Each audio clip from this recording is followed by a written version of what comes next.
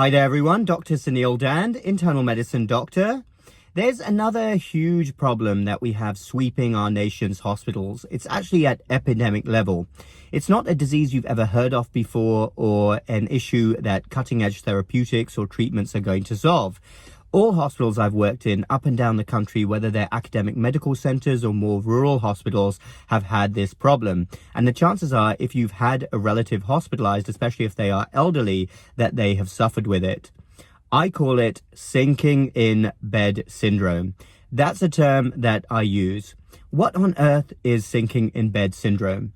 Well, let me paint a scenario for you. A patient gets admitted to the hospital. Frequently, they are elderly.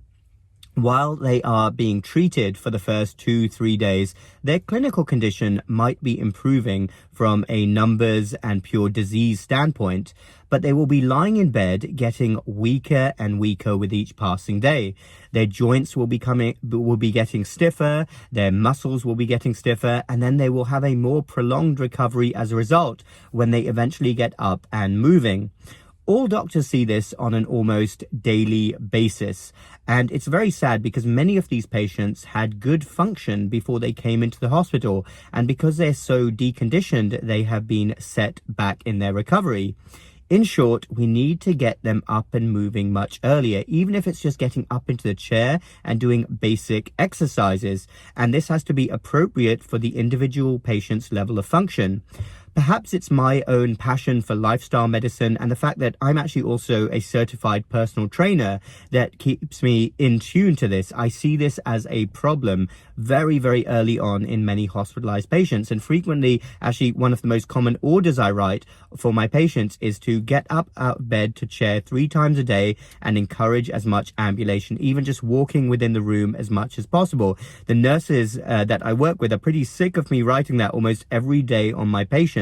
But I really believe that it's so important.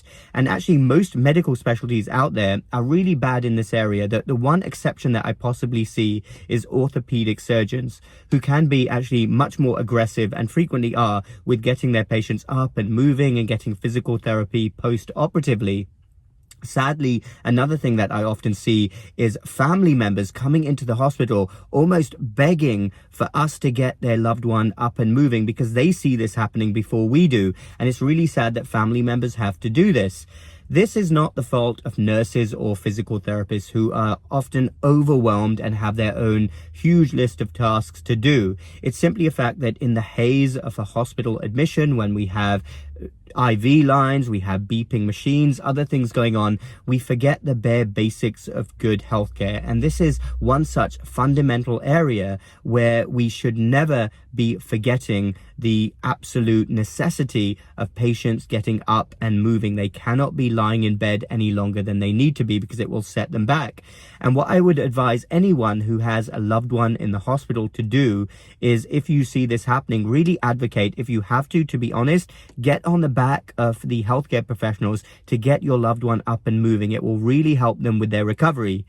As for 3 solutions that healthcare can use to help combat the problem of sinking in bed syndrome, here's what I advise. Number 1 is much more investment from healthcare administration into physical therapists and mobility aids to get patients up and moving early on. Number 2 is simply advocating for more awareness in this area. We should have posters around the hospital telling people about the importance of getting up out of bed as soon as they can and starting to move. If we can have a National Healthcare Administrator Day, we can certainly have a National Ambulate Our Patient Day. And number 3 is more education in general for healthcare professionals. Doctors, nurses, other professionals, we learn a lot of other things on a daily basis. But how about continued reinforcement about the importance in terms of good clinical improvement and improved length of stay by simply getting our patients up and moving earlier? We should have this in our heads when we literally see patients every day. This is an absolutely massive area in healthcare where we could be doing a lot better. We should combat sinking in bed syndrome. Really simple fixes to a big, big problem. Thanks for listening. Dr. Suneel Dhand. Follow me on YouTube and Facebook, MedStoic Lifestyle Medicine. We will speak again soon.